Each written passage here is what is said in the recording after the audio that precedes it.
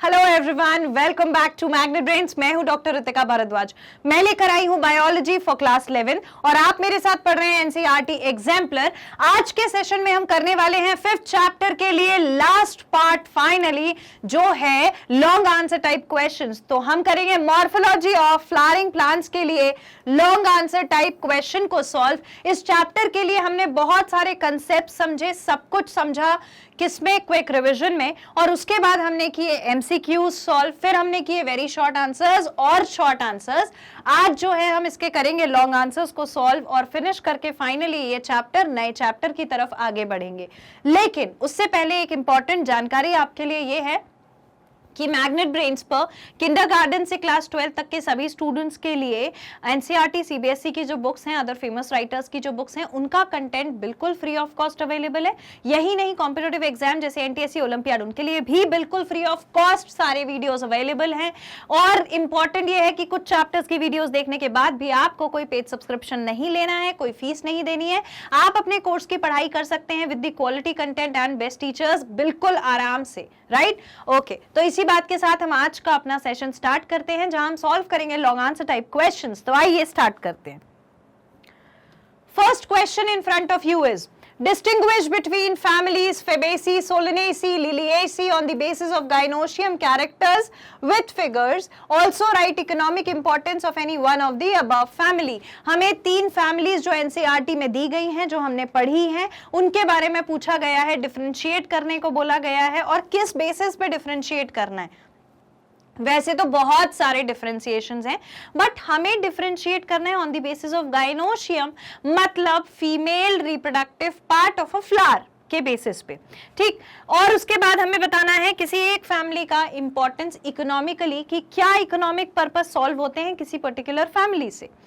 अब वो आप किसी के भी बारे में बता सकते हो, चाहे तो लिलिएसी के बारे में बता दो, चाहे फेबेसी के बारे में बता दो, सोलानेसी के बारे में बता दो, कि हमें क्या क्या कंज्यूम कर सकते हैं हम इन फैमिलीज से, जिनसे हमें इकोनॉमिक यानी कि कॉमर्शियल प्रॉफिट हो, ठीक है, in terms of commerce I mean. Okay, तो सबसे पहले हम अगर गाइनोशियम की बात करें फेबेसी के फैमिली में, तो फेबेसी की फैमिली जो होती है वो monocarpellary ovary unilocular marginal placentation, मतलब होता है मोनोकार्पिलरी यानी कि सिंगल कार्पल होता है, सिंगल कार्पल होता है।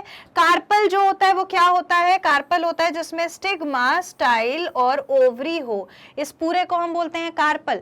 इसमें ये पोर्शन जो है वो है स्टिग्मा, ये पोर्शन है स्टाइल, ये पोर्शन है ओवरी। तो ये वाला जो है ये क्या कहलाता है? कार्पल। तो इसमें एक ही कार्पल है, इसीलिए हमने बोला मोनोकार्पिलरी। उसके बाद ओवरी जो है वो यूनिलोक्यूलर है, यानी जब आप ओवरी को देखोगे तो इसमें बीच में से कोई सेपरेशन, कोई सेप्टा नहीं था जो सेपरेट कर सके, तो हमने बोल दिया यूनिलोक्यूलर है। मार्जिनल प्लेसेंटेशन का डायग्राम आपको यहाँ दिख रहा है कि मार्जिन पे ये ओव्यूल्स जो हैं वो प्लेस्ड है, दिख रहे हैं ना, ब्लैक कलर के ovules. That's it, this is all about the Fabaceae family, Fabaceae family के गाइनोशियम का फीचर। अब हम देखते हैं सोलानेसी। अब बेसिकली जब हम किसी भी फैमिली को पढ़ेंगे, चाहे वो फेबेसी हो, सोलानेसी हो, लिलिएसी हो, हमें पढ़ना क्या? हमें पढ़ना है कार्पल कैसा है, फिर हमको पढ़ना है कि ओवरी कैसी है, प्लेसेंटेशन कैसा है, वो फ्यूज्ड थे कार्पल्स या फिर नहीं थे फ्यूज, ठीक है। तो अब हम देखते हैं सोलानेसी। सोलानेसी जो पोटैटो की फैमिली होती है, उसमें बाय कार्पिलरी यानी कि 2 कार्पल्स जो हैं वो आपस में कैसे हैं? फ्यूज्ड हैं, ठीक है। दोनों कार्पल्स आपस में फ्यूज रहेंगे। सिंक कार्पस फ्यूजन को ही बोला गया, क्योंकि 2 कार्पल थे और वो फ्यूज जब हो गए तो 2 कार्पल थे तो बाय कार्पिलरी, सिंक कार्पस यानी दोनों carpel fuse. Carpels placed obliquely, carpels जो हैं वो कैसे प्लेस्ड होते हैं? वो ऑब्लिकली प्लेस्ड होते हैं, ऑब्लिक डायरेक्शन में। और एक्साइल प्लेसेंटेशन, एक्साइल प्लेसेंटेशन का मतलब होता है कि जब हम ओवरी को अंदर से ऐसे देखते हैं तो इसमें पार्टीशन बने होते हैं 3, और वो तीनों partition, I will not draw it like this, ovary ऐसी दिखती है, ओवरी में इस तरीके से प्लेसेंटेशन होता है। प्लेसेंटेशन में सेप्टा होता है, एक मेम्ब्रेन का स्ट्रक्चर जो क्या करता है? पार्टीशन बना देता है। तो एक पार्टीशन ये, एक ये, एक ये, और तीनों के पास ओव्यूल जो है वो इस तरीके से अरेंज्ड हो जाते हैं, ठीक है, तो उसको हम बोलते हैं एक्साइल प्लेसेंटेशन। लास्ट सेशन में भी हमने इस बारे में डिस्कस किया था कि फ्री सेंट्रल प्लेसेंटेशन और एक्साइल प्लेसेंटेशन एक दूसरे से अलग कैसे होता है। फ्री प्लेसेंटेशन में ओवरी में बीच में ओव्यूल्स अरेंज हो जाते हैं और कोई सेप्टा नहीं होता, कोई कंपार्टमेंट, कोई रूम अलग नहीं होता, लेकिन एक्साइल प्लेसेंटेशन में इस तरीके से ओव्यूल सेंटर में प्लेस रहते हैं ऐसे, और 3 अलग सेक्शंस देखने को मिलते हैं। ठीक है, अब ये वाला जो है ये क्या कहलाता है, ये कहलाता है एक्साइल प्लेसेंटेशन। बात समझ में आ गई। इसके बाद हम आगे बढ़ते हैं किसकी तरफ, नेक्स्ट फैमिली जिसका नाम है लिलिएसी। लिलिएसी में ट्राई कार्पेलरी होता है, यानी कि 3 कार्पल्स होती हैं, 3 कार्पल्स होती हैं, सिंक कार्पस, तीनों कार्पल्स आपस में fuse. Ovary superior, ovary superior का मतलब है ये ओवरी है, ये स्टिग्मा है, स्टाइल है, और यहां पर नीचे से ये सेपल है, ये पेटल है, और ये हमारा मेल रिप्रोडक्टिव पार्ट स्टेमन। सेपल है, पेटल है, मेल रिप्रोडक्टिव पार्ट, ये पेडंकल होगा। तो ये ओवरी यहां दिख रही है ना, ओवरी ऊपर की तरफ है, तो गायनोशियम इज सुपीरियर, ये साइन बताया था ना, अब बिल्कुल भी नहीं भूलना है। ठीक है, तो ट्राई कार्पेलरी है, सिंक कार्पस है, ओवरी सुपीरियर है, और एक्साइल प्लेसेंटेशन। एक्साइल प्लेसेंटेशन यहाँ आसानी से दिख रहा है, एक कंपार्टमेंट ये वाला, एक कंपार्टमेंट ये, एक कंपार्टमेंट ये, और 2-2 ओव्यूल दोनों तरफ दिख रहे हैं, बीच में सेंट्रली प्लेस्ड। ठीक है, that is all about the placentation. और ओवरीज जो हैं यानी कि गायनोशियम जो हैं वो कैसी होंगी, क्या होगा उसमें, ये हमने पढ़ा। अब हम बात करते हैं इकोनॉमिक इंपॉर्टेंस की। तो इकोनॉमिक इंपॉर्टेंस क्या होता है, सोर्स ऑफ पल्सेस होती है। अगर हम फेबेसी की बात करें तो सारी दाल मैंने आपको तब भी बताया था यही से मिलती हैं, जैसे ग्राम और अरहर। एडिबल ऑयल, खाने का तेल मिलता है सोयाबीन और ग्राउंडनट से। ठीक, डाई मिलती है इंडिगोफेरा, जिससे हमारी जीन्स पे कलर आता है, ब्लू कलर का जीन्स बोले तो डेनिम पे। ठीक है, फाइबर्स होते हैं, सनहेम्प के फाइबर्स भी यहीं से मिलते हैं। फॉडर मिलता है, सेस्बानिया और ट्राइफोलियम, जो हम बाकी एनिमल्स को भी फीड करा सकते हैं। ऑर्नामेंटल, देखने में सुंदर, ल्यूपिन प्लांट। और सबसे इंपॉर्टेंट मेडिसिन, कौन सी मेडिसिन मिलती है फेबेसी से, मुलेठी, जिसका आयुर्वेदिक मेडिसिन में बहुत इंपॉर्टेंट यूज है, नेचुरोपैथी में इंपॉर्टेंट यूज है। तो मुलेठी जो है वो हमें कहां से मिलती है, मेडिसिनल पर्पस सॉल्व करती है, फेबेसी से मिलती है। ये हो गई इकोनॉमिक इंपॉर्टेंस, हमारे फर्स्ट क्वेश्चन को करती है कंप्लीट। नेक्स्ट क्वेश्चन की तरफ आगे बढ़ते हैं। Describe various stem modification associated with food storage, climbing and protection. हर बार हमने देखा है अगर स्टेम में अपना काम छोड़ के कोई और काम करने की क्षमता आ जाए तो वो क्या है, स्टेम का मॉडिफिकेशन। ठीक है, अब ऐसे स्टेम के मॉडिफिकेशन के बारे में हमसे पूछा गया है कि डिस्क्राइब कर दो कि फूड से एसोसिएटेड कौन है, क्लाइंबिंग कौन कर रही है और प्रोटेक्शन कौन दे रही है। तो स्टेम में भी modified to perform different function, ये तो हमें पता है कि स्टेम हो सकता है अलग अलग फंक्शन परफॉर्म करने के लिए तैयार हो गई हो। तो क्या होगा, underground stem of potato, ginger, turmeric, जमीन कंद and colocasia are modified to store food in them. जितनी भी अंडरग्राउंड स्टेम होती हैं, जो जमीन के अंदर होती हैं, सॉइल के अंदर होती हैं, वो यूजुअली मॉडिफाइड होती हैं कि वो अपने पास क्या स्टोर करेगी, फूड स्टोर करेगी। ठीक है, दे विल स्टोर फूड। तो एक तो हमें मिल गया। They also act as organ of perennation to tide over condition unfavourable को। प्रीनेशन अगर कहीं भी लिखा हुआ मिल जाए तो प्रीनेशन का मतलब होता है एक सरवाइव करने की कैपेसिटी एक सीजन से दूसरे सीजन तक। मतलब स्टेम ही है जो पूरे प्लांट को बचा के रखेगी ताकि एक सीजन से दूसरे सीजन तक वो प्लांट सरवाइव कर जाए। ठीक, नेक्स्ट है stem tendril which develop from axillary bud. Stem कभी कभी हमने देखा है ये स्टेम है, यहाँ पर लीफ है, यहाँ पर एक बड है जिसको हम बोलते हैं एक्सिलरी बड, क्योंकि ये वाला पोर्शन कहलाता है एक्साइल पोर्शन, है ना। तो अगर एक्सिलरी बड के पास से कभी स्टेम में से अब मैं इसको दूसरे कलर से बनाती हूँ, कभी स्टेम में से अगर इस कदर टेंड्रिल निकल के आ जाए, इस कदर टेंड्रिल निकल के आ जाए तो वो स्टेम टेंड्रिल कहलाती है। ठीक है, क्लियर। तो ये हो गया stem tendril which develop from axillary bud से आई थी। Are slender and spirally coiled, मैंने कॉइल्ड ही बनाई है। Help plants to climb such as in gourds, जैसे लौकी में होता है, घिया में होता है ना, तो वहां पे बॉटल गार्ड और इन सब में यही होता है कि वहां पे टेंड्रिल जो है वो निकल के आ जाती है। किसमें से निकल के आ जाती है, स्टेम में से। क्यों निकल के आ जाती है, स्टोरेज के लिए। और कहाँ कहाँ हुआ ऐसा, कुकुम्बर में, पंपकिन में, वाटरमेलन में एंड ग्रेप वाइन में। ठीक है, तो हमें वहां पे ग्रेपवाइन में, अच्छा ये हमने पढ़ा था पिछले सेशन में कि किसमें स्टेम टेंड्रिल है, किसमें लीफ टेंड्रिल है। लीफ टेंड्रिल प्रेजेंट थी पीज में, मटर के पौधे में, ठीक। एक्सिलरी बड, अरे अपने आप ही ये चेंज हो जाता है, मैंने किया था। Axillary bud of stamen may also get modified into woody, straight and pointed horns. Axillary bud जो होती है, ये मैंने आपको बताया था कि अगर ये स्टेम है, यहाँ से लीफ निकली और यहाँ से अगर कोई बड निकल आए तो वो एक्सिलरी बड। और ये जो स्टूडेंट्स एक्सिलरी बड है ये बहुत तेज है, बहुत स्मार्ट है, ये मॉडिफाई हो जाती है अलग अलग चीजों में। एक्सिलरी बड में गेट मॉडिफाइड इनटू, या तो वुड जैसी हो जाएगी, स्ट्रेट हो जाएगी, पॉइंटेड हो जाएगी और थॉर्न्स बना लेगी, कांटे बना लेगी यहाँ पर, ठीक है। ये क्या करेगी, ये मॉडिफाई हो जाएगी और यहाँ पर ये क्या बना लेगी, कांटा बना लेगी। अच्छा कांटा बन जाएगा, थॉर्न बन जाएगा, तो क्या मतलब है उसका मतलब है कि अगर कोई एनिमल इस लीफ को खाने आता है तो उसके मुंह में ये कांटा लगेगा और वो खा नहीं पाएगा, ठीक है। तो ये प्रोटेक्शन के पर्पज से होता है। Thorns are found in many plants such as citrus, bougainvillea, कई सारे प्लांट्स में ये थॉर्न्स पाए जाते हैं जो किससे बने हैं, स्टेम से, ठीक। अगर स्पाइक होता, स्पाइक तो किससे बनता, लीफ से, ठीक। थॉर्न है तो किससे बना, स्टेम से, ये बात याद रखना। They protect plants from browsing animal, मैंने बताया एनिमल ना खा जाए इसलिए प्रोटेक्ट कर रहे हैं। Some plants of aerial region modify their stem into flattened fleshy cylindrical structure, chlorophyll होता है, फोटोसिंथेसिस कर लेती हैं। यानी हमने अभी तक जितनी भी चीजें देखी उसमें हमने ये देखा कि एक तो फूड स्टोर कर लिया, स्टेम ने जमीन के अंदर चली गई, एक ने टेंड्रिल बना लिया, सपोर्ट दे दिया, दूसरे ने क्या किया, दूसरे ने कांटा बना लिया और एनिमल से बचा लिया, तीसरी स्टेम आई, उसने क्या किया पता है, अगर लीफ में किसी रीजन से फोटोसिंथेसिस नहीं हो पा रहा या कम हो पा रहा होगा और प्रॉपर सरफेस एरिया नहीं होगा तो वहां पर जो स्टेम होती है वो मोटी और सिलेंड्रिकल हो जाती है, ऐसी फ्लैशी हो जाती है, अपने अंदर रख लेती है क्लोरोफिल और फिर खुद ही फोटोसिंथेसिस परफॉर्म कर देती है, किसी का रास्ता नहीं देखती। फोटोसिंथेसिस परफॉर्म करके फूड प्रोवाइड करती है उन प्लांट्स को जो लीफ प्लांट में फूड नहीं बना पाई प्रॉपरली, और यही नहीं वाटर भी एक्सचेंज करवा देती है, ठीक है। तो this is all about the modifications of stem. ये सारी चीजें हमें मॉडिफिकेशन ऑफ स्टेम के लिए हैं पढ़नी, ठीक हो गया। ओके, नेक्स्ट क्वेश्चन देखिए।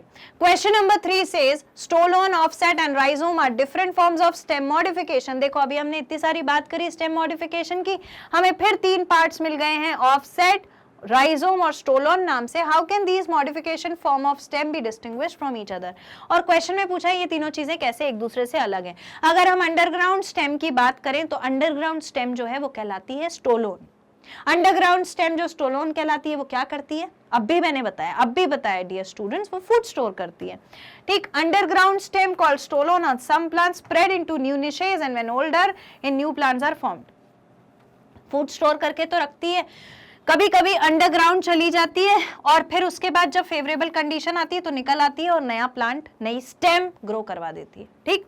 ऑफसेट जो होता है वो लेटरल ब्रांचेस होती हैं, शॉर्ट इंटरनोड होते हैं, नोड होते हैं, रोजेट ऑफ लीफ होता है, tuft root found in aquatic plants like Pistia and Eichhornia. Offset में क्या होता है, मैंने आपको ये डायग्राम बना के भी बताया था, स्टेम इस तरीके से ग्रो करती है, यहाँ पर नोड, यहाँ पर नोड, यहाँ पर नोड, एक जगह टफ्ट ऑफ लीफ निकलवा देगी, एक जगह रूट निकलवा देगी, रूट निकलवा देगी, टफ्ट ऑफ लीफ निकलवा देगी, रूट आ गए, टफ्ट ऑफ लीफ आ गए, और बस ये क्या कहला गया, aquatic plant, aquatic plant hydrophytes. तो ये क्यों है हाइड्रोफाइट्स, ये पानी की तरफ इसकी रूट ग्रो कर गई, यहाँ पे था वाटर, ठीक है। तो ये भी एक मॉडिफिकेशन। उसके बाद राइजोम जो है वो अंडरग्राउंड स्टेम होती है पैरेलल टू सॉइल, जैसा जिंजर, टर्मरिक और ग्लोरोसिया में देखा जाता है। लोटस में which is differentiated from root in having scale leaves, axillary bud, help in vegetative propagation. इसके अलावा कभी कभी स्टेम जो है वो इस कदर मॉडिफाई हो जाती है कि जमीन के अंदर जाके राइजोम जैसा कि पैरेलल ग्रो कर जाती है सॉइल से, और जैसे ही वो सॉइल से पैरेलल ग्रो करती है उसके पास नोड्स और इंटरनोड्स, मतलब कि बाकी स्टेम वाले तो सारे प्रोसेसेस, सारे फंक्शंस प्रेजेंट है। तो नोड था, इंटरनोड था, फ्लावर्स के लिए ग्रोथ था, एक्सिलरी बड था, तो बस वहीं से एक नया उसने पार्ट ग्रो कर दिया और उसको बोल दिया क्या, vegetative propagation. Vegetative propagation class 10th में रिप्रोडक्शन वाले चैप्टर में पढ़ा था, जिसका मतलब होता है कि अगर प्लांट में सीड के अलावा कोई वेजिटेटिव पार्ट है जिसके पास ऐसे सेल्स हैं जो क्या काम कर रहे हैं, ग्रोथ का ही काम कर रहे हैं, डिवाइड कर करके, तो वो ग्रो हो जाता है, नया पार्ट बना देता है, उससे नया प्लांट बन जाता है, वो होता है वेजिटेटिव प्रोपगेशन। नेचुरली भी कर सकते हैं, आर्टिफिशियली भी कर सकते हैं। जैसे कि अगर ब्रायोफिलम की लीफ को देखोगे तो उसके मार्जिन में कभी कभी ये ग्रो होने लग जाता है, ठीक है, तो वो तो अपने आप हुआ, तो वेजिटेटिव पार्ट्स होते हैं प्लांट के जिसमें ग्रोथ होती है। या फिर नेचुरली आप खुद भी उसका सेल ले गए, जहां ग्रोथ होने वाले सेल्स हैं उसको थोड़ा सा ले गए, मीडियम प्रोवाइड किया, कल्चर किया, ग्रो कर जाएगा, ठीक, वो हो गया हमारा vegetative propagation. That is all about the answer to this particular question. Next question की तरफ आगे बढ़ते हैं। नेक्स्ट क्वेश्चन देखिए, question number 4 says, Question number 4 says, mode of arrangement of sepals or petals in floral bud is known as estivation. Floral bud में sepals और petals किस तरीके से अरेंज्ड हैं, वो कहलाता है क्या, aestivation. Draw the various types of aestivation possible for the typical pentamerous flower. तो अब अगर हमारे पास पेंटामेरस फ्लावर है, पेंटामेरस फ्लावर का क्या मतलब है, जिसमें 5 सेपल्स और पेटल्स होने चाहिए, ऐसे फ्लावर का हमको बनाना है क्या, एस्टिवेशन। एस्टिवेशन होते कितने टाइप के हैं हम उस पर बात करते हैं। एस्टिवेशन जो है वो बेसिकली 4 टाइप का होता है, ठीक, और वो 4 टाइप कैसे कैसे होते हैं, एक बार हम कहते हैं कि सेपल्स और पेटल्स एक दूसरे से,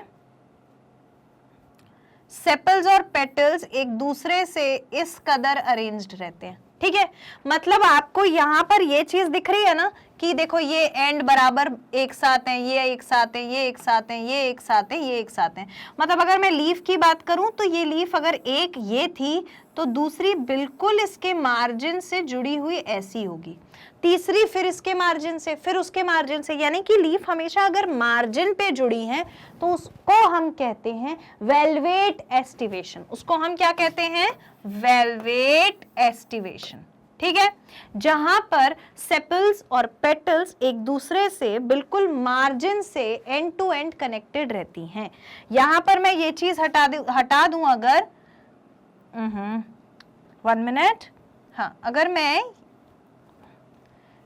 क्या हो रहा है, कुछ तो हुआ है, कुछ तो हो रहा है,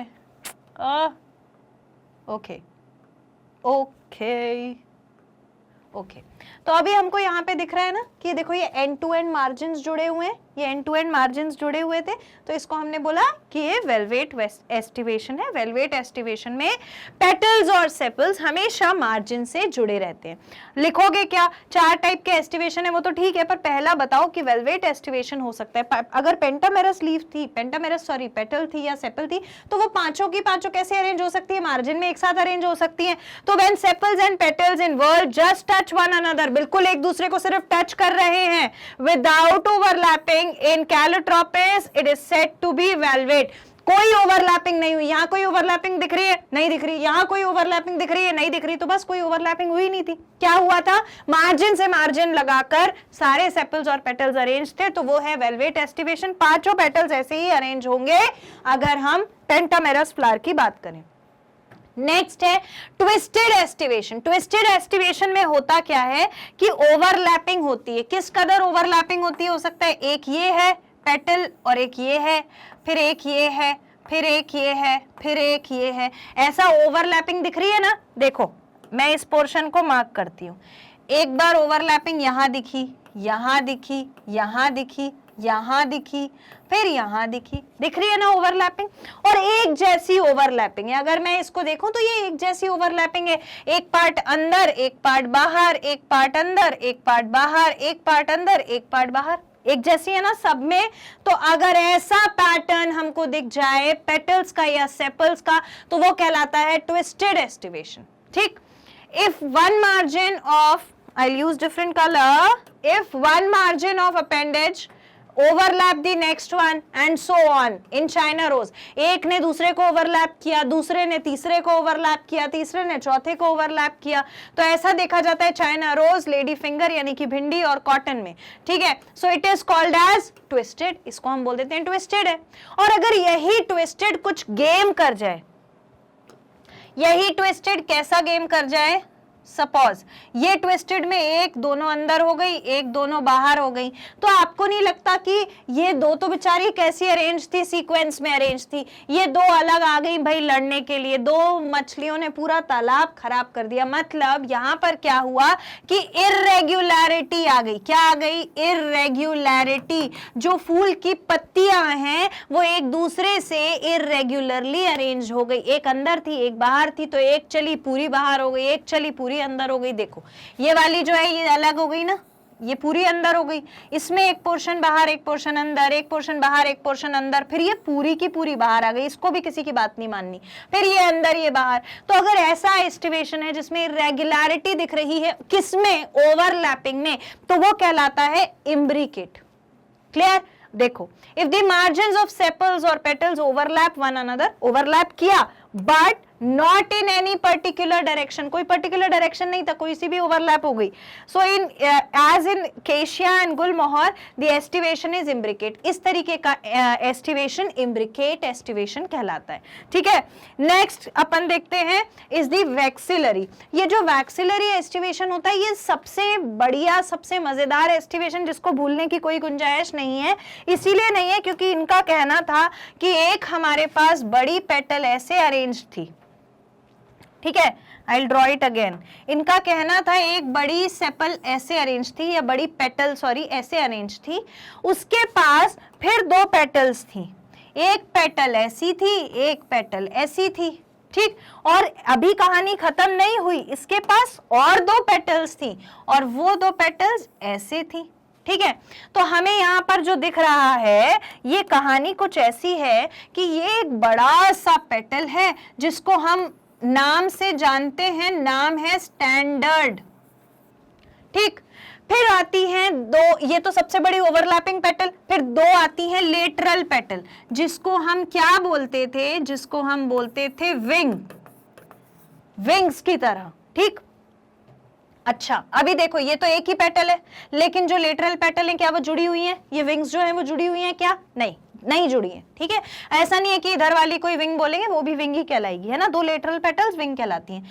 उसके बाद ये दो पेटल्स हैं सबसे छोटी सी जो आपस में फ्यूज्ड है, जो आपस में फ्यूज्ड है, तो ऐसी पेटल क्या कहलाती है? ऐसी पेटल कील कहलाती है। और हमने हर जगह 5 पेटल्स को रखना था, हम यहाँ पे भी 5 पेटल्स को इस तरीके से रख सकते हैं, लेकिन जब हम यहाँ पर पेटल्स को अरेंज करेंगे तो क्योंकि ये पेटल्स का अरेंजमेंट है तो इसका जो डिनोट करने का लेटर होगा वो होगा सी। और ये वाले एस्टिवेशन में हमारे पास एक थी स्टैंडर्ड, दो थी लेटरल और दो थी कील जो कि आपस में फ्यूज थी, तो हम इसको ऐसे लिखेंगे।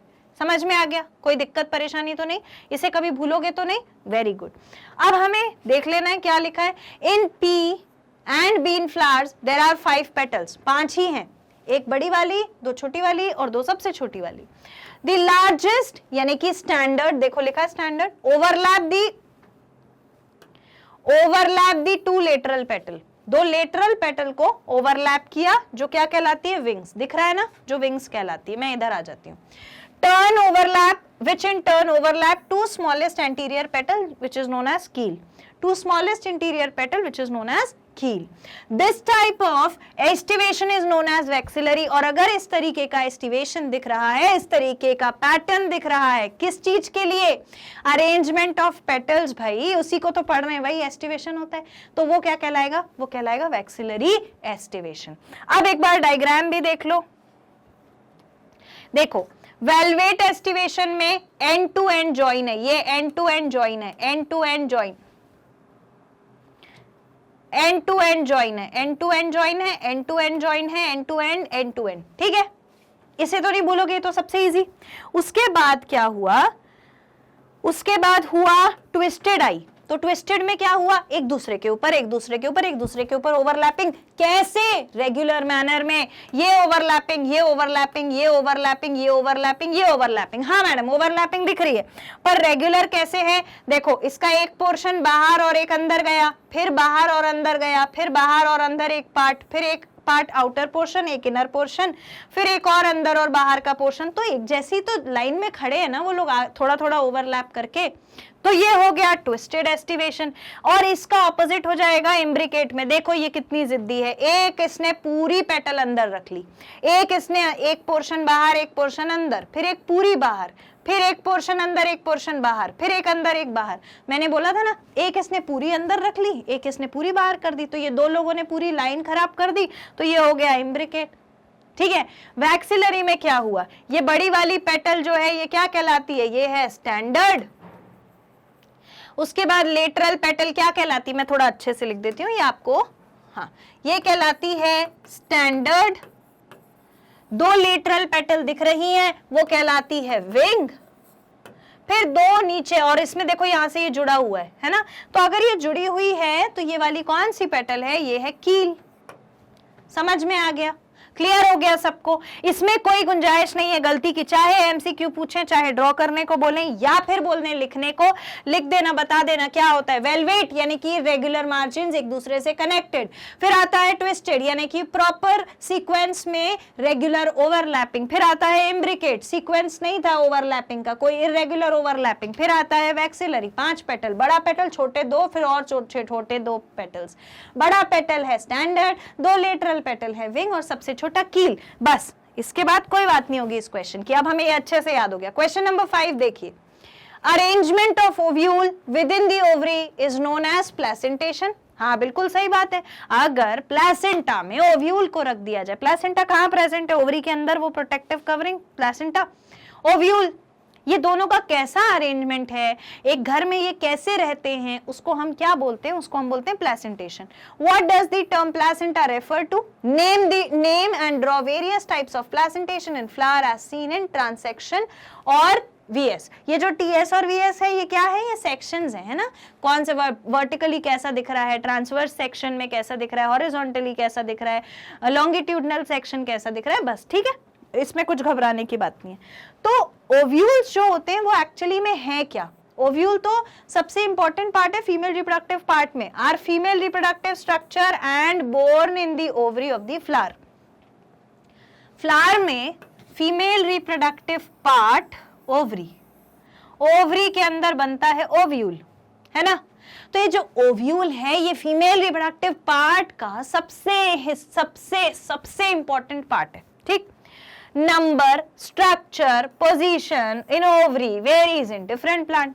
अब ये जो आप ओव्यूल देख रहे हो, है ना, तो अब क्या होता है कि जब भी एक फूल है, एक फ्लावर है, वो जैसे ही ग्रो करता है फर्टिलाइजेशन हो जाता है और फिर मैच्योरिटी आती है, हार्मोन्स अपना काम करते हैं, तो क्या होता है, ये जो ओवरी है ये फ्रूट में डेवलप हो जाती है ना।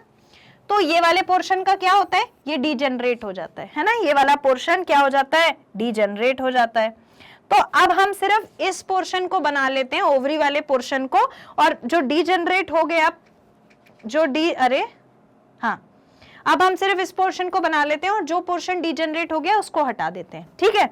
अब देखो हम ले लेते हैं कि हमारे पास ये ओवरी है, ओवरी में ओव्यूल है, इतना समझ गए।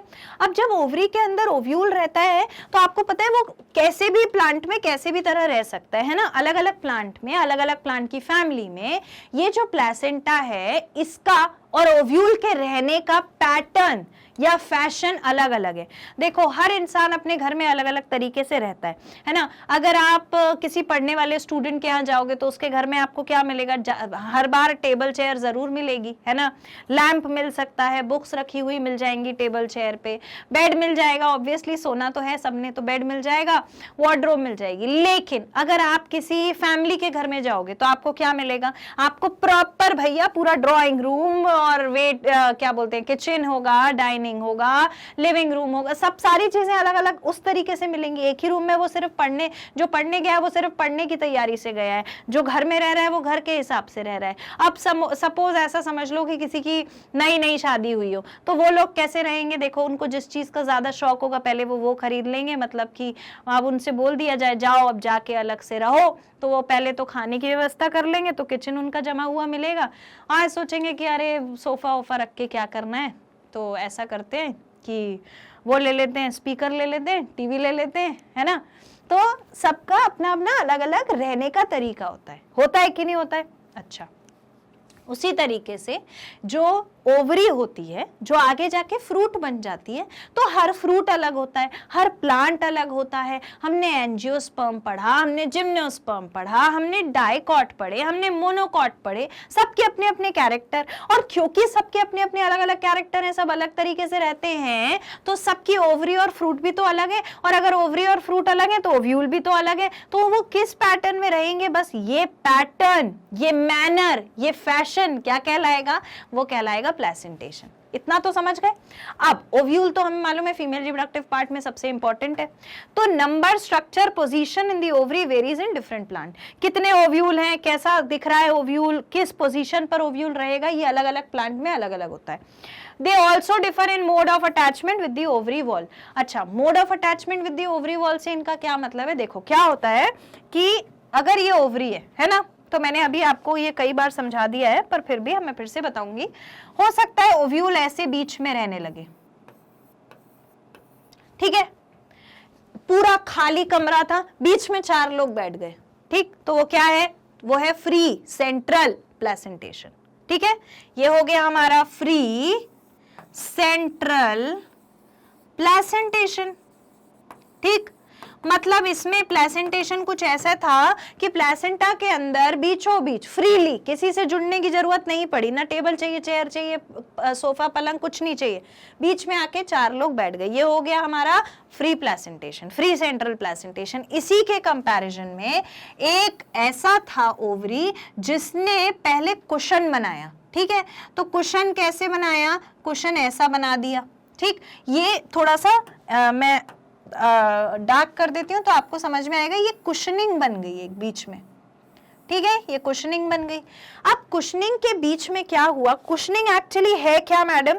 तो कुशनिंग जो है वो कुछ नहीं है, सिर्फ एक मेम्ब्रेन थी पतली सी, एक सेप्टा था। जैसे घर में पर्दे डलते हैं ना, ऐसे ही उस ओवरी के अंदर, वो ओवरी अगर एक घर है तो उसके अंदर पर्दे डल गए 3, और वो पर्दे अच्छे मोटे मोटे कुशन वाले पर्दे थे। अब ये इसने क्या करा? डिवाइड कर दिया ना 3 में, है ना। एक कमरे को 2 में अपन कैसे डिवाइड करते हैं? बीच में पर्दा डाल दो तो डिवाइड हो गया। एक कमरे को इनने बीच में 3 पर्दे डाल दिए, 3 पोर्शन में डिवाइड हो गए। ओव्यूल्स ऐसे अरेंज्ड हो जाएंगे, 2 ओव्यूल एक रूम में, 2 ओव्यूल एक रूम में, 2 ओव्यूल एक रूम में, मम्मी पापा का कमरा, दादा दादी का कमरा और भाई बहनों का कमरा, 3 कमरे बन गए, ठीक है, बन गए। अब अगर ऐसा कहीं हो जाता है तो वो प्लेसेंटेशन कहलाता है एक्साइल प्लेसेंटेशन। बात समझ गए? ओव्यूल और प्लेसेंटा का अरेंजमेंट जिसमें सेप्टा बीच में प्रेजेंट है, कुशनिंग बनाए रखा है, 3 पार्ट में डिवाइड कर देता है, ओव्यूल अलग तरीके से रहने लगते हैं। यहाँ पे क्या हुआ था? फ्री सेंट्रल प्लेसेंटेशन, किसी ने कुछ डिवाइड नहीं किया, बीच में आके बैठ गए, वहीं रहने लग गए, ठीक है। इतना समझ में आया? अब इस चीज को पहले पढ़ लो, फिर मैं आगे की एक और बात बताती हूँ। At the point of attachment there is called cellular ridge और cushion of cell called placenta. वो जो कुशन ऑफ सेल मैंने अभी बताया उसको उन्होंने बोला placenta. Mode of attachment of ovule to the placenta is known as placentation which is of the following type. और मोड ऑफ अटैचमेंट ओव्यूल का प्लेसेंटा के साथ कैसा था दिखाया ना अभी मैंने, वही कहलाता है प्लेसेंटेशन। तो वो होता है पैराइटल हो सकता है मार्जिनल हो सकता है एक्साइल हो। मार्जिनल कैसा होता है? ऐसा है जैसे मटर में देखा जाता है, बीच में ऐसे मार्जिन पे ओव्यूल जो है वो अटैच हो जाएंगे, ठीक है। तो मार्जिन हो सकता है, एक्साइल बना के बताया, फ्री सेंट्रल हो सकता है। बेसल कैसा होगा? बेसल में ऐसे बेस में ओव्यूल दिखेगा, बस एक, ठीक है। तो ये हो गया हमारा प्लेसेंटेशन के बारे में हमने पढ़ लिया।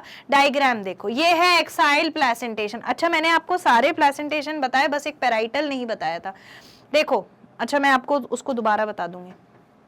एक्साइल प्लेसेंटेशन मैंने बताया ना, ये 3 में डिवाइडेड था, 2 यहाँ 2 यहाँ 2 यहाँ ओव्यूल रहने लगे, तो ये हो गया एक्साइल प्लेसेंटेशन। पैराइटल प्लेसेंटेशन में मार्जिन से जुड़ गए, ये जो है ओवरी की मार्जिन है ना बाहर वाली, इससे 2 यहाँ जुड़ गए, 2 यहाँ जुड़ गए, 2 यहाँ जुड़ गए, इनने फैशन चेंज कर लिया, बीच में नहीं रहे। फ्री सेंट्रल प्लेसेंटेशन में बीच में आके रहने लगे। ये मैंने आपको सारी चीजें बना के बताई, मैं एक बार और 5 आपको बता देती हूँ।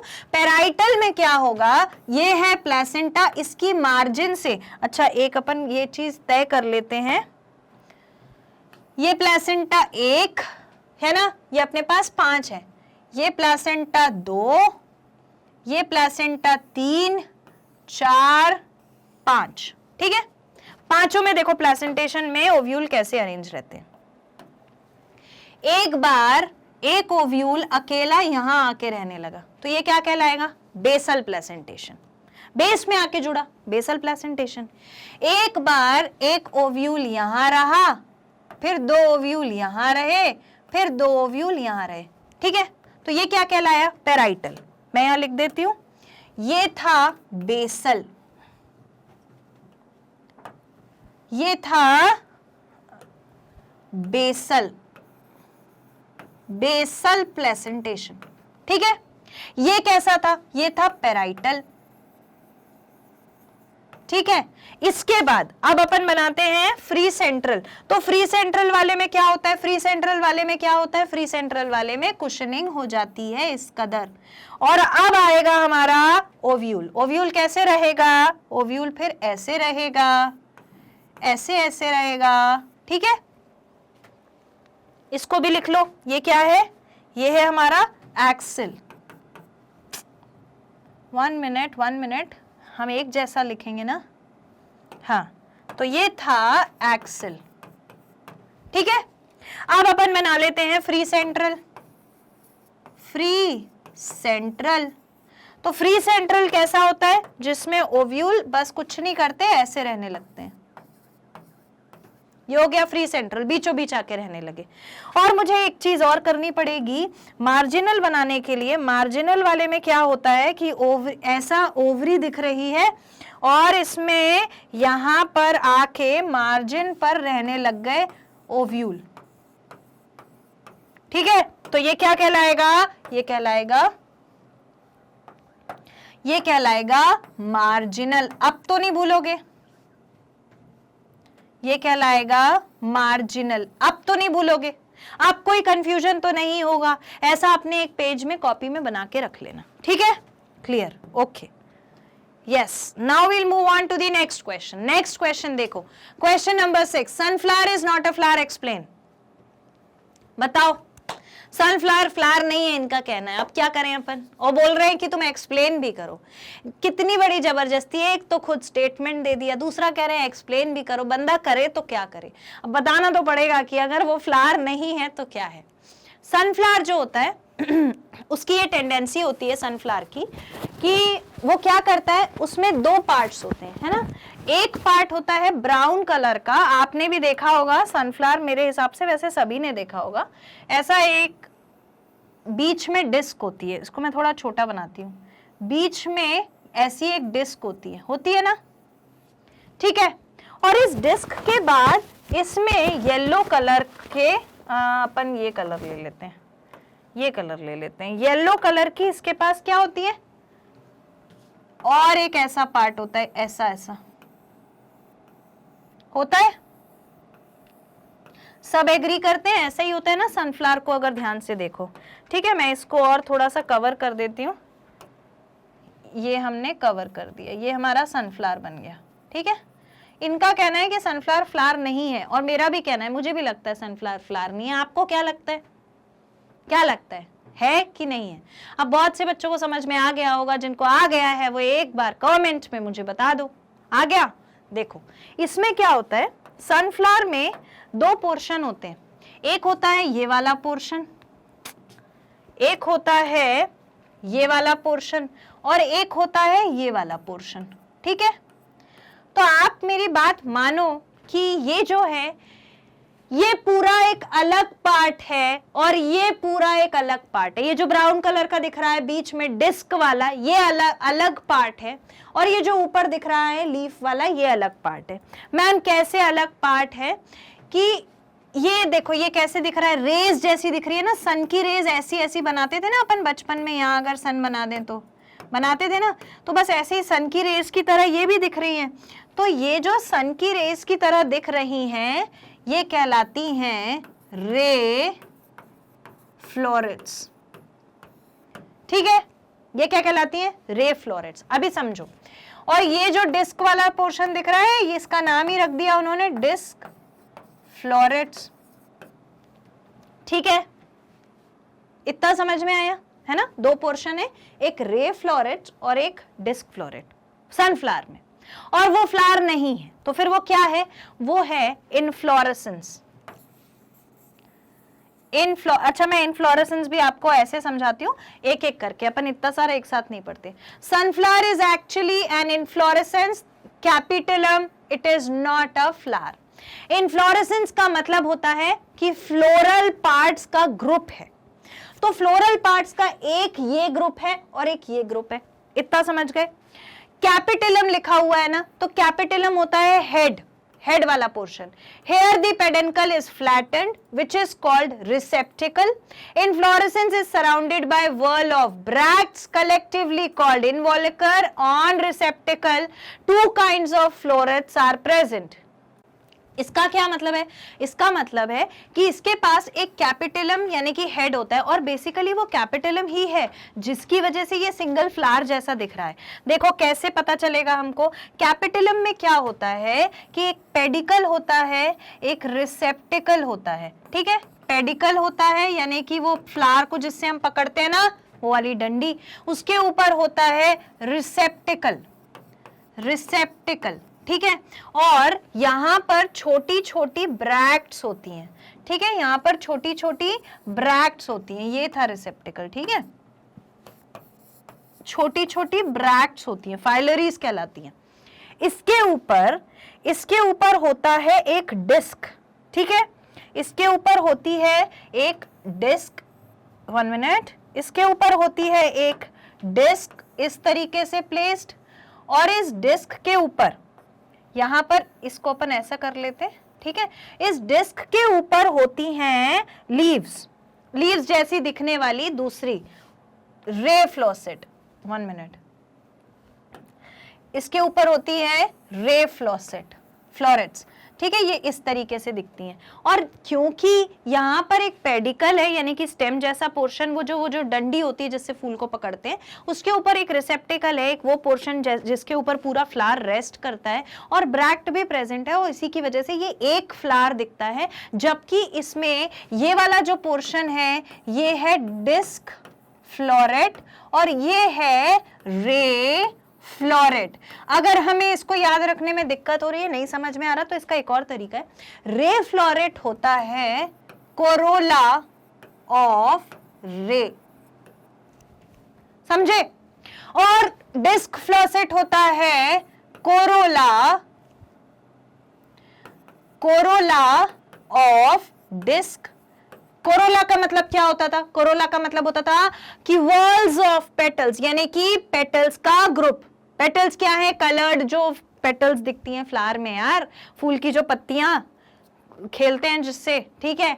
तो ये कोरोला जो है, यहाँ पर डिस्क के ऊपर प्रेजेंट कोरोला यानी कि वॉल ऑफ पेटल, यहाँ पर रे के ऊपर प्रेजेंट कोरोला यानी कि वॉल ऑफ पेटल, और दोनों के ही पास अपने अपने क्या होंगे? अपने अपने ऑर्गन्स होंगे, फ्लोरल ऑर्गन्स। यानी आप यूं समझ लीजिए कि ये डिस्क एक ऐसा स्ट्रक्चर है जिसके ऊपर छोटे छोटे छोटे छोटे अपने आप में कुछ फ्लोरल पार्ट्स अटैच्ड हैं, बहुत सारे, और उसके बाद रे एक ऐसा पोर्शन है जिसमें छोटे छोटे फ्लावर के बाकी सारे पार्ट्स अटैच्ड हैं। बाकी सारे पार्ट से मेरा क्या मतलब है? मेरा मतलब है ब्रैक्ट से, मेरा मतलब है ओवरी से, मेरा मतलब है स्टेम एंड स्टाइल, स्टिग्मा, ये सारे जो फ्लोरल पार्ट्स होते हैं वो। तो मतलब देखा जाए तो ये अलग हिस्सा है,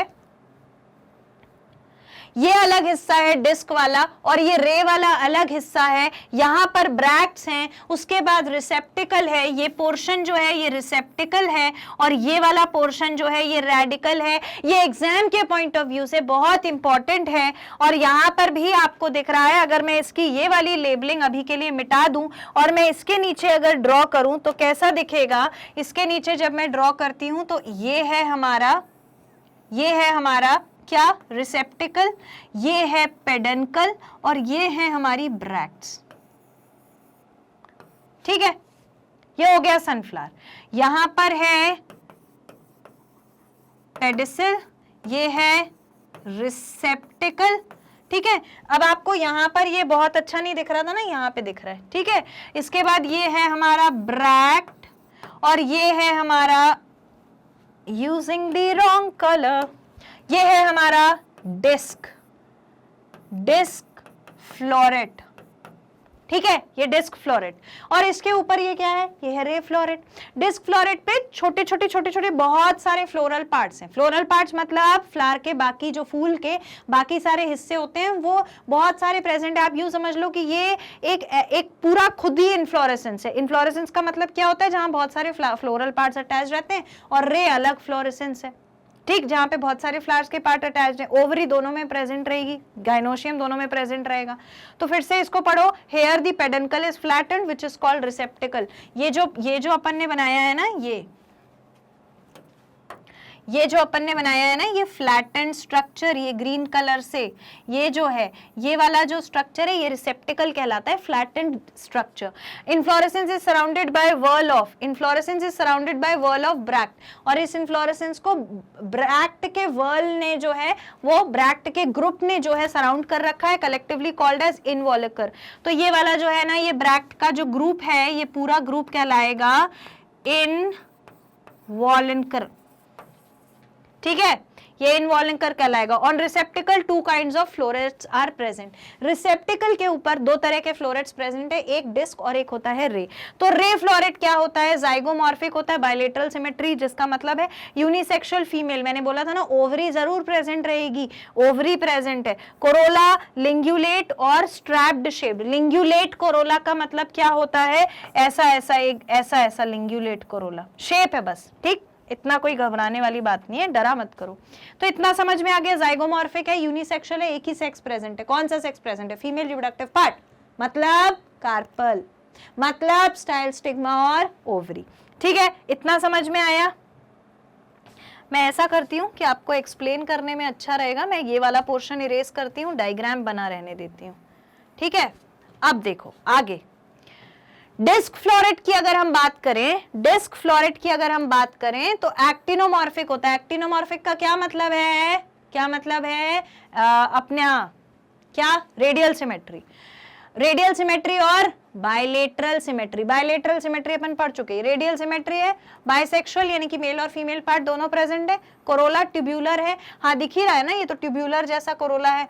प्रेजेंट इन सेंटर, बीचों बीच प्रेजेंट है, present in centre. Ray florets present towards the periphery and disc florets present in the centre. Ray जो है वो पेरिफेरी में कॉर्नर की तरफ है और सबसे बीच में कौन है, डिस्क है। एग्जाम्पल, कॉम्पोसिटे एस्टेरेसी फैमिली यानी कि सनफ्लावर, जिसको हेलियांथस बोलते हैं, टैजेट्स यानी कि मैरीगोल्ड एंड दहालिया। इन सब में इस तरीके का अरेंजमेंट देखा जाता है। किस तरीके का अरेंजमेंट, एक पेडंकल था, फ्लावर की डंडी थी, उसके बाद एक रिसेप्टिकल था जो एक फ्लैटेंड स्ट्रक्चर था, फिर वॉल ऑफ ब्रैक्ट था। पहली बार हमने वॉल ऑफ ब्रैक्ट देखा, अभी तक तो हम एक दो ही ब्रैक्ट देखते थे, लीफ लाइक स्ट्रक्चर। बहुत सारे ब्रैक्ट प्रेजेंट है जो इन्वॉल्कर कहलाएंगे। डिस्क फ्लोरेट हो गया, रे फ्लोरेट हो गया, डिस्क फ्लोरेट सेंटर में, रे फ्लोरेट आउटर मोस्ट पेरिफेरी में, और ये जो डिस्क वाला पोर्शन है ये गाइनोशियम ही रखता है, यानी कि फीमेल पार्ट ही रखता है, यूनिसेक्सुअल है, और ये वाला जो है इसमें दोनों पार्ट प्रेजेंट है। बात समझ में आ गई? तो चलो आगे बढ़ते हैं नेक्स्ट क्वेश्चन की तरफ। नेक्स्ट क्वेश्चन बोलता है, how do you distinguish between hypogeal germination and epigeal germination? What is the role of cotyledon and endosperm in germination of seed? बोला गया है कि हमें बताओ हाइपोगियल और एपिगियल जर्मिनेशन क्या होता है। तो हाइपोगियल और एपिगियल जर्मिनेशन समझने के लिए आपको ये समझना पड़ेगा कि हमने ये पढ़ा था कि कॉटिलेडन्स, हमने ये पढ़ा था कि कॉटिलेडन्स होते हैं इस तरीके से। कॉटिलेडन्स में ऊपर जो पोर्शन ग्रो करता है और नीचे जो पोर्शन ग्रो करता है, तो ये वाला पोर्शन कहलाता है प्लूम्यूल और ये वाला पोर्शन कहलाता है रेडिकल। ये पढ़ा था ना अपन ने। और ये क्या है, ये है मैडम कॉटिलेडन। और ये कॉटिलेडन एक भी हो सकता है तो मोनोकॉटिलेडन, दो भी हो सकते हैं तो डाइकॉटिलेडन, इतना तो याद है। अब क्या होता है कि सपोज करो कि हमारे पास यहां पर सॉइल थी, ये क्या है, ये है सॉइल, ठीक है।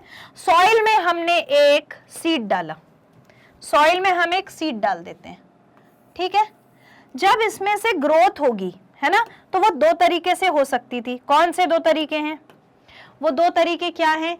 एक तो तरीका है कि ये क्या करे, सबसे पहले एपिकोटाइल को ग्रो करा दे। एपिकोटाइल मतलब क्या होता है, जब ये कॉटिलेडन ग्रो करना चालू करता है और प्लूम्यूल को ग्रो कराता है, यानी वो पोर्शन जो जमीन के ऊपर जाके स्टेम और शूट बनाएगा, तो वो जब ग्रोथ होती है तो उसके ऊपर ये जो पोर्शन निकलता है उसको अपन बोलते हैं एपिकोटाइल रीजन। बात समझ गए ना? तो एपिकोटाइल ग्रो होती है। अब क्या हुआ कि जब ये सीड ग्रो होने लगा तो एक स्थिति ऐसी बनी कि इसने सबसे पहले एपिकोटाइल को ग्रो कराया। एपिकोटाइल से फिर प्लूम्यूल ग्रो होगा और उसके बाद रेडिकल ग्रो होगा। इतना समझ गए ना? कौन ग्रो हुआ सबसे पहले? एपिकोटाइल, ठीक है, और उसी से निकलेगा बाद में प्लूम्यूल। रेडिकल ये रह गया जमीन के अंदर, रेडिकल ये रह गया जमीन के अंदर। एक तो ये कंडीशन होगी, ठीक। दूसरी कंडीशन ऐसी हो सकती है, अब यहां पे क्या होगा, सबसे पहले एपिकोटाइल और प्लूम्यूल ग्रो किया ना, तो जब इसका कॉटिलेडन ग्रो करेगा तो कॉटिलेडन समझ लो, मैं यहां बना दे रही हूं, अगर कॉटिलेडन यहां पे दिख रहा है अंदर ही है सॉइल के। दूसरी सिचुएशन कुछ ऐसी हुई कि ये सॉइल है, ये सॉइल है, ये हमारा सीड था, ठीक है। तो जब ग्रोथ हुई तो इसने क्या किया, सबसे पहले ऊपर भेजा कॉटिलेडन को, कॉटिलेडन से फिर प्लूम्यूल और रेडिकल निकलने लगा। बात समझे? यहां पर सीड था, सीड ने क्या किया, सॉइल के अंदर ही अपना कॉटिलेडन ग्रो कराया, कॉटिलेडन ने फिर ऊपर प्लूम्यूल भिजवाया, नीचे रेडिकल भिजवाया। लेकिन इसने क्या किया, सीड बैठा था, इसने सबसे पहले कॉटिलेडन को बाहर धक्का मार के भेज दिया। उसने बोला जा अब तू बाहर ही अपना एपिकोटाइल बना, बाहर ही अपना प्लूम्यूल बनाना, बस रूट को अंदर भेज देना। तो अगर ऐसी ग्रोथ दिख रही है जहां पर पहले पहले एपिकोटाइल और फिर प्लूम्यूल बन जाए लेकिन कॉटिलेडन जमीन के अंदर रह जाए, तो ऐसी सिचुएशन कहलाती है हाइपोगियल जर्मिनेशन। हाइपोगियल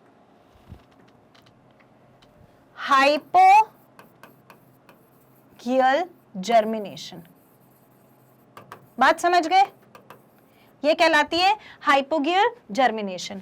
और अगर ऐसी सिचुएशन है जहां पर पहले कॉटिलेडन बना, उसके बाद फिर एपिकोटाइल बना, ठीक है, मैं इसको मार्क कर देती हूं, ये है कॉटिलेडन और ये है एपिकोटाइल। आप बोलोगे मैडम आप एपिकोटाइल क्यों लिख रही हो, प्लूम्यूल क्यों नहीं लिख रहे?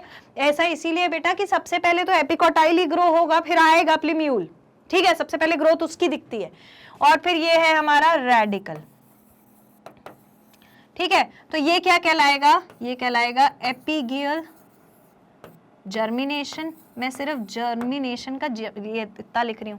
तो कंडीशन में डिफरेंस किस बात का है, तो कंडीशन में डिफरेंस किस बात का है, इस बात का है कि यहां पर पहले एपिकोटाइल ग्रो करता है पर यहां पर पहले कॉटिलेडन ग्रो करता है। समझ गए ना?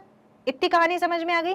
जब हम एक सीड को ग्रो करते हैं, सॉइल में लगाते हैं, तो उसकी दो तरीके से ग्रोथ होने की टेंडेंसी होती है। एक है कि वो अपना ऐसा पोर्शन ऊपर भेजेगा जिसमें डिवीजन चल रहा हो, सेल डिवीजन, ताकि वो प्लूम्यूल ग्रो कराए और रेडिकल ग्रो कराए।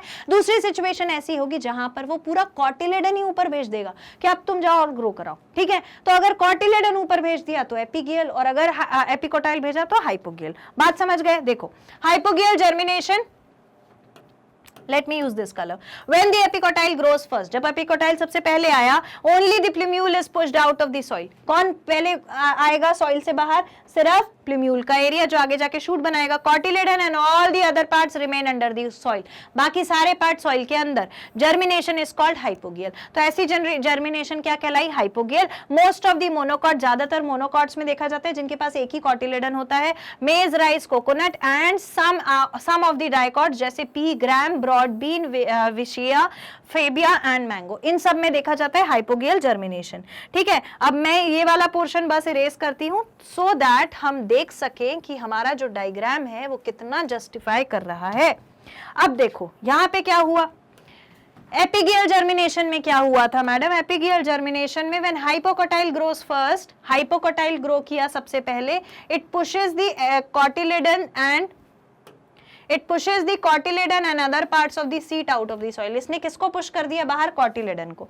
अब अगर मैं आपको बोलती कि मैं हाइपोकोटाइल याद रखो, एपिकोटाइल याद रखो, तो याद नहीं रहता। इसलिए इंपॉर्टेंट क्या है ये मेंशन करना कि हम एक चीज याद कर लें कि एपिकोटाइल बाहर आ गया सबसे पहले तो प्लूम्यूल आएगा, और अगर एपिकोटाइल बाहर नहीं आया तो फिर कॉटिलेडन आएगा, और फिर कॉटिलेडन से बाद में ग्रोथ होगी। ये कंसेप्ट याद रखना। नाम जरूर हाइपोकोटाइल यहाँ पे दिया हुआ है, एक याद रखोगे तो दूसरा अपने आप याद रहेगा। कंसेप्ट ध्यान में रखो, ठीक। This germination is called epigeal. Examples are helianthus यानी कि सनफ्लावर जिसकी हमने बहुत देर बात करी, mustard, cucurbits, castor, onion, tamarinds and French bean और अलिस्मा। ये सारे एग्जाम्पल्स हैं किसके, एपिगियल जर्मिनेशन के, जहां पर पहले कॉटिलेडन ग्रो करेगा, कॉटिलेडन के बाद फिर प्लूम्यूल और रेडिकल वगैरह अपनी अपनी जगह पे ग्रो करेंगे। अच्छा, तो प्लूम्यूल ग्रो करता है तो क्या बनता है, प्लूम्यूल ग्रो करता है तो बन जाता है शूट यानी कि स्टेम, फिर उसके स्टेम पे आती है नोड और इंटरनोड, फिर उस पे आती हैं लीव्स, फ्लावर, एक्सियल बड, अपाइकल बड, फ्रूट। ये सारा पोर्शन जो हमें जमीन के ऊपर प्लांट का दिखता है वो शूट है जो बनी है प्लूम्यूल से। जमीन के अंदर का पोर्शन जो कि रेडिकल बनाता है और क्या कहलाता है, रूट। ठीक, good, very good. Next question देखिए, seed of some plant, question number 8 कहता है seed of some plants germinate immediately after shedding from the plants while in other plants they require a period of rest before germination. इनका कहना है कि कुछ plants के seed ऐसे होते हैं जो तुरंत जर्मिनेट कर जाते हैं, जैसे ही प्लांट से गिरे ग्रो हो गए, जर्मिनेट हो गए। इन other plants they require period of rest before germination. जबकि कुछ प्लांट्स ऐसे होते हैं जिनको कुछ समय चाहिए होता है, कुछ रेस्ट चाहिए होता है, उसके बाद ही वो ग्रो कर सकते हैं। The later phenomena is called as dormancy, और ये जो later phenomena है वो कहलाती है dormancy. Give the reasons for seed dormancy and some methods to break it. तो आपको क्या लगता है क्या reasons हो सकते हैं उस डिले के जिससे वो ग्रो नहीं हुआ? तो dormancy के रीजन बताओ और उसके बाद बताओ क्या आपके पास कोई तरीका है जिससे आप dormancy करवा सको। तो reasons for dormancy क्या होते हैं? आपको क्या लगता है क्यों उसमें से जो सीड है उसमें से हाइपोकोटाइल एपिकोटाइल क्यों ग्रो नहीं हुआ होगा, क्यों कॉटिलेडन नहीं आ पाया? अगर पहली चीज तो ये होती है कि ये जो सीड है इसके पास आउटर कवरिंग है, ये जो सीड है इसके पास आउटर कवरिंग है। अगर मैं इस आउटर कवरिंग को बहुत स्ट्रॉन्ग बना दूं, या मैं कह सकती हूं कि मैंने इसको बहुत टफ बना दिया, तो अब ये अगर स्ट्रॉन्ग है और टफ है तो इसको ब्रेक करके फिर इससे बाहर आना मुश्किल हो जाएगा, है ना, एपिकोटाइल वगैरह के लिए। तो हार्ड सीड कोट अगर है तो क्या होगा, डोरमेंसी, है ना। और impermeable layers prevent Uptake of water. अब इम्परमिएबल लेयर का मतलब क्या होता है, परमिएबिलिटी होती है जब एक लेयर थी इसमें से कोई भी चीज आ जा सकती है तो वो है परमिएबल। इम्परमिएबल का मतलब है मैंने रास्ता बंद कर दिया, अब तुम आके जाके दिखाओ कैसे जाओगे, नहीं जा सकते। तो इम्परमिएबल अगर हो जाए, अगर रास्ता इस कवरिंग का बंद हो जाए एक्सचेंज ऑफ मटेरियल के लिए, ना पानी मिल पा रहा है, ना एयर मिल पा रही है, ना मॉइस्चर मिल पा रहा है, अगर रास्ता ही बंद हो गया इन सारी चीजों का, तो ग्रोथ कैसे हो सकती है, नहीं हो पाएगी। तो impermeable layer prevent Uptake of water. Impermeable layer थी, ठीक है, इम्परमिएबल लेयर थी जिसने क्या किया, पानी का रास्ता रोक दिया, तो अब ग्रोथ नहीं हो पा रही। उसके बाद ABA मतलब कि क्या, एब्सिसिक एसिड, ठीक है, अगर वो इनहिबिट कर दे ग्रोथ को और डिले कर दे जर्मिनेशन। तो हार्मोन तो देखो कुछ भी कर सकता है, वो आपकी बॉडी में भी कुछ भी कर सकता है, मेरी बॉडी में भी कुछ भी कर सकता है, प्लांट की बॉडी में भी कुछ भी कर सकता है, हार्मोन को तो कोई नहीं रोक सकता। तो हो सकता है कि हार्मोन की वजह से डोरमेंसी हो। और फिर होता है some seeds have immature embryo which delays germination, और किसी किसी में एम्ब्रियो जो था वो मैच्योर ही नहीं, और अगर एम्ब्रियो मैच्योर नहीं है तो कहां से एपिकोटाइल प्लूम्यूल रेडिकल बनेगा, कुछ बन ही नहीं पाएगा, एम्ब्रियोनल एक्सिस तो जरूरी है। तो क्या क्या रीजन हुए, सबसे पहला तो हमने कवर इतना हार्ड बना दिया कि बाहर ही नहीं आ पाई, ग्रोथ ही नहीं हो पाई। कवर को ऐसा बना दिया पानी अंदर नहीं गया तो ग्रोथ नहीं हुई, तो इम्परमिएबल। और ये फिर आ गया अपना हार्मोन, हार्मोन ने बोला कि मैं ग्रोथ होने नहीं दूंगा, आप करके बताओ, कर ही नहीं सकते हो, तो ग्रोथ नहीं हुई। उसके बाद आ गया कि कुछ कुछ को एम्ब्रियो उसमें प्रॉपर नहीं है, तो एम्ब्रियो प्रॉपर नहीं है तो भी ग्रोथ नहीं होगी। अब आप इतनी कहानी तो आपने बता दी, अब आप ये बता दो कि आप क्या कर सकते हो to break the dormancy. Methods to break seed dormancy. तो सीड डोरमेंसी को ब्रेक करने के लिए पानी तो हम भी रोक सकते थे, पर वो क्या है कि सॉइल से एब्जॉर्ब कर लेगा, तो हम क्या करें, तो हम कर देते हैं टेम्परेचर चेंज, है ना। तो एक फिजिकल मेथड होता है, फिजिकल मेथड में हम क्या करते हैं, टेम्परेचर चेंज कर देते हैं। तो physical dormancy is broken by changes in temperature and other environmental condition. तो हम देखो पानी ऐसी चीज है कि वो बहेगा ही बहेगा, आप उसको तो नहीं रोक पाओगे, लेकिन आप वहाँ की ऑक्सीजन रोक सकते हो, आप वहाँ का टेम्परेचर चेंज कर सकते हो, कोशिश कर सकते हो। तो अगर ऐसा कुछ हो जाता है तो डोरमेंसी जो है वो ब्रेक हो जाएगी। तो ब्रेक कर दी अपन ने। और फिजिकल मेथड डोरमेंसी का क्या है, physical dormancy is also broken when the seed passes through gut of an animal. अगर किसी सपोज आपने बहुत अच्छा, एक चीज मैं आपको इसका बहुत प्रैक्टिकल रीजन बताती हूँ। आपने क्लास 8th में और क्लास 9th में वो पढ़ा था, वो वाला चैप्टर क्रॉप इम्प्रूवमेंट वाला, है ना, दोनों साल पढ़ा है अलग अलग नाम से, कंजर्वेशन ऑफ मैनेजमेंट में और क्रॉप इम्प्रूवमेंट। जब आपने ये दोनों चैप्टर पढ़े थे तो आपने कुछ सर्टेन स्टेप्स पढ़े थे कि अगर हमें सीड को जमीन में लगाना है ना, अगर आपको सीड सो करना है यानी कि बीज को उगाना है तो क्या करना पड़ेगा, कुछ सेट ऑफ मेथड पढ़े थे। सबसे पहला मेथड पढ़ा था कि सॉइल को चलाओ, है ना, सॉइल को आपको क्या करना पड़ता है, लूजन अप करना पड़ता है। क्यों लूजन अप करना है, ताकि सॉइल के बीच में स्पेस क्रिएट हो जाए एयर के लिए और बाकी सारी चीजों के लिए, और आसानी से ग्रोथ हो सके। तो वो कर दिया। उसके बाद उसमें एक दूसरा पॉइंट लिखा था, आज भी जाके देख सकते हो, दूसरा पॉइंट लिखा था, ग्रो अ सीड या फिर sow a seed at certain depth and distance. उन्होंने बोला था कि अगर ये सॉइल है तो यहाँ पर एक पर्टिकुलर डेप्थ पे ही सीड को रखना है और एक दूसरे से एक पर्टिकुलर डिस्टेंस पे ही रखना है। ऐसा क्यों बोला था, इसके दो रीजन है। एक तो कोई भी फिजिकल एजेंट आके ये सीड को हटा सकता था सॉइल में से, तो सीड ग्रो होगा ही नहीं, और दूसरा है कि अगर बहुत ज्यादा नीचे लगा दोगे तो सनलाइट नहीं मिलेगी। तो उनका ये कहना था कि जब भी आप सीड को ग्रो करें, यानी आप बीज को जब जमीन में उगाएं, तो एक पर्टिकुलर डेप्थ, मतलब एक सबसे गहराई एक पर्टिकुलर होनी चाहिए और दो सीड के बीच का डिस्टेंस पर्टिकुलर होना चाहिए। तो ऐसे में क्या होता है ना, बहुत सारे जैसे सनलाइट नहीं मिली वो, या फिर हो सकता है बहुत नीचे था, वहां आपने सॉइल चलाई नहीं थी, वहां पे तो आपने सॉइल को लूज ही नहीं किया, तो वहां पे वाटर और ये सब चीज नहीं मिलेगी। तो ये बहुत इंपॉर्टेंट क्राइटेरिया होता है कि आप सीड को कहाँ रख रहे हो। अगर आपने सीड को बहुत ज्यादा ऊपर रख दिया, किसी एनिमल ने खा लिया और जैसे ही वो एनिमल की गट की लाइनिंग से जाएगा, डोरमेंसी खत्म भैया, ठीक है। तो ये हो गया physical dormancy is also broken down when seed passes through the gut of animal, किसी एनिमल के गट यानी एलिमेंट्री कैनाल में चला गया। मैकेनिकल डोरमेंसी क्या होती है, broken by help from some external agent, for example animal में break the hard seed coat. हो सकता है कि किसी एनिमल ने, किसी भारी एनिमल ने उस पर पैर रख दिया तो सीड कोट ही टूट गया, खत्म डोरमेंसी। फिर होता है chemical dormancy is broken by enzymatic action, और अगर हमें ही ब्रेक करानी है तो हम किसी एंजाइम के एक्शन से भी करा सकते हैं। तो ये मेथड्स हैं टू ब्रेक दी डोरमेंसी। ये कौन से मेथड्स हैं जो हम यूज कर सकते हैं, और अदरवाइज कौन से मेथड्स हो सकते थे, कौन से रीजंस हो सकते थे सीड डोरमेंसी के, वो हमने यहाँ पे पढ़े। That is all about the answer to this particular question.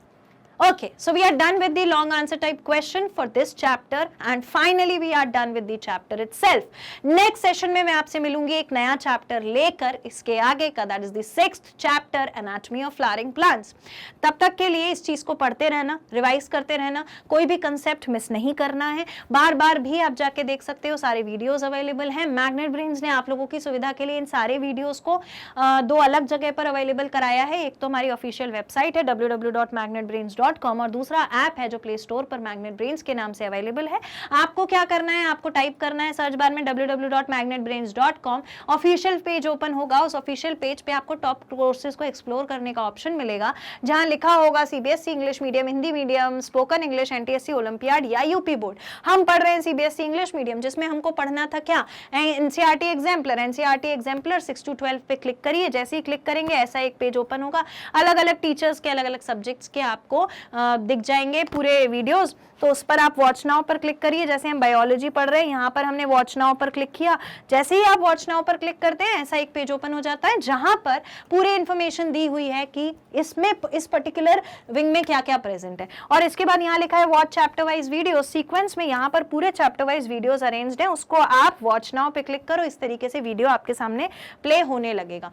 उम्मीद करती हूँ, आई होप आपको सारी चीजें अच्छे से समझ में आ गई हैं, और अगर समझ में आ गई हैं तो लाइक कर देना, कमेंट करके मुझे बता देना, तो मैं आपसे कनेक्टेड रहूंगी। आप सब्सक्राइब कर लीजिए ताकि कोई नोटिफिकेशन मिस ना हो, क्योंकि हर टाइम आपके एग्जाम, आपकी पढ़ाई, हर चीज से रिलेटेड कोई ना कोई इंपॉर्टेंट बात जरूर आती रहती है, तो वो मिस नहीं होनी चाहिए, इंपॉर्टेंट है।